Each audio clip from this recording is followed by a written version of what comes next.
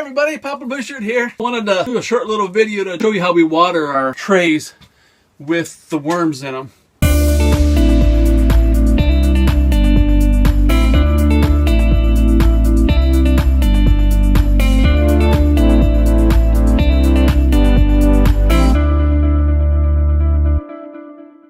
You don't want to overwater them. Underwater is not as big a deal because plants would die before the worms would. But so I'm going to show you how we water them. Basically, all we do when we water is we lift up the tray and see how heavy it is. After you grow them for a while, you realize how much it needs to weigh. But when we do water, these little ribs in the bottom, we only water up just over those ribs, and that's how we water them.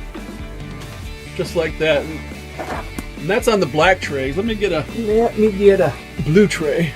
Okay, basically all we do on these is the same thing.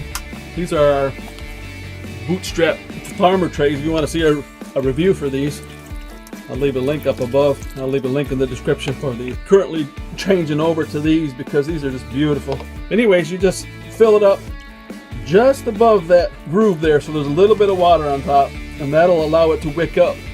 And it'll be able, the longer we'll be able to reach down in the water and get it, and without overloading everything.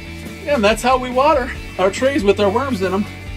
Like I said, it's not that big a deal. It's not that much of a difference from when you water them with just plants in them, but you want to be careful not to overwater. That's the biggest thing. If you overwater, the worms will take off on you. If you really waterlog it, they'll crawl out of the tray.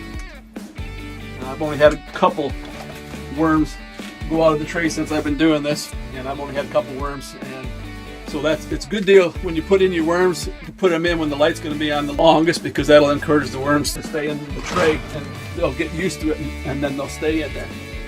So that's what I've been doing now, and I haven't had no problems. But if you really overwater them, I imagine they would want to get out of there.